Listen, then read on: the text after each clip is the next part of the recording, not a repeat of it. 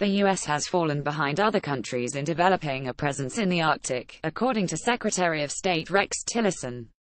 But the Coast Guard's commander in the region says the U.S. is on good terms with its neighbors, citing logistics and resources as his main concerns.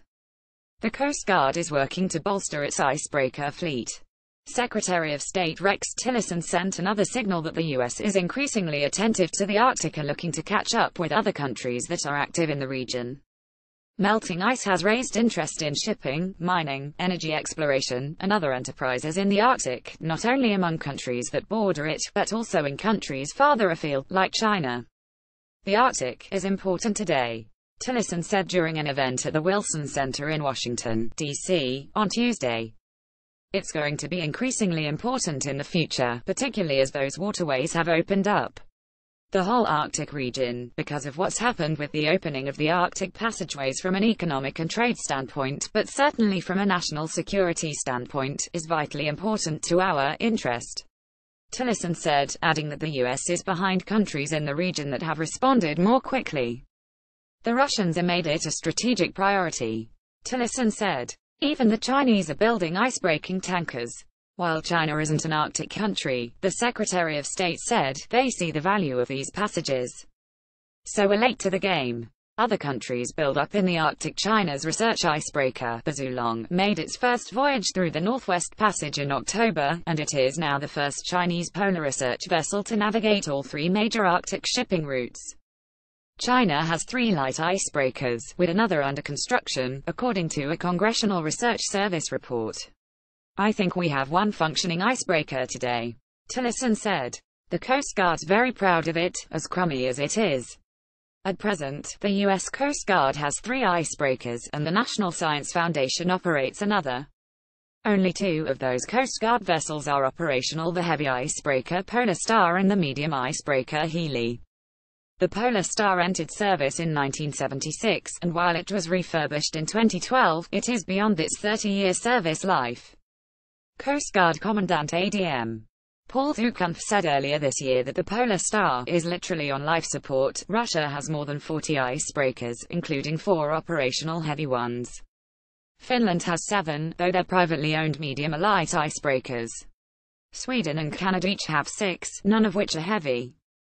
During an event at the Center for Strategic and International Studies in Washington on Wednesday, Coast Guard Rear Admiral Michael McAllister, commander of the service's 17th District, outlined a number of challenges facing his command, but he emphasized that the U.S. is on good terms with its neighbors in the Arctic.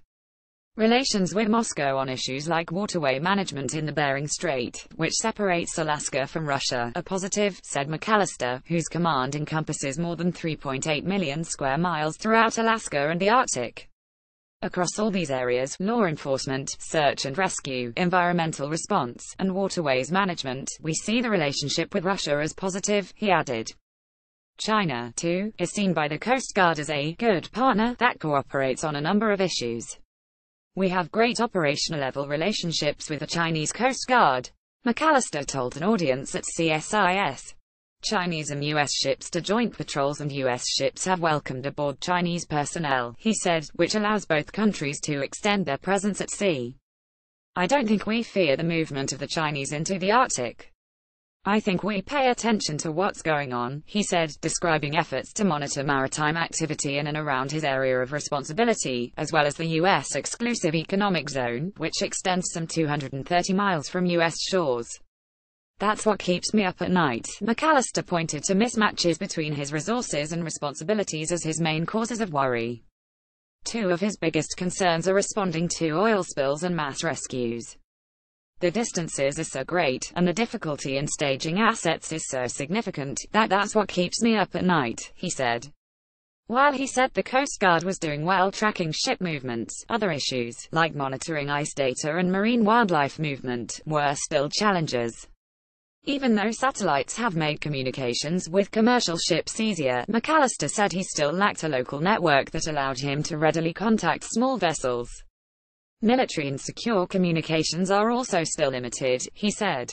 Maintaining a sovereign presence also presented an ongoing challenge. At any given time, I will only have 1 or 2 ships in the Arctic during the open water seasons, and a few helicopters in addition to that, he said. If you know Alaska, if you know the exclusive economic zone, it's just too big an area to try to cover with such a small number of assets.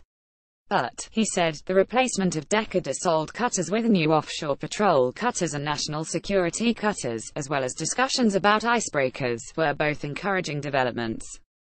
The U.S. Navy and Coast Guard released a joint draft request for proposal in October, looking for the detail, design, and construction of one heavy icebreaker with an option for 2 more.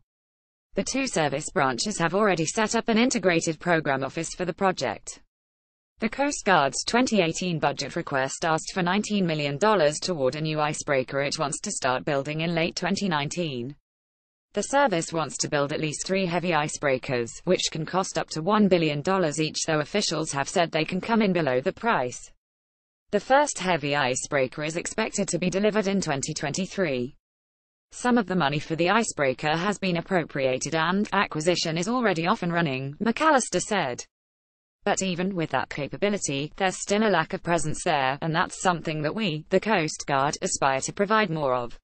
Site highlights each day to your inbox. Follow Business Insider Australia on Facebook, Twitter, LinkedIn, and Instagram.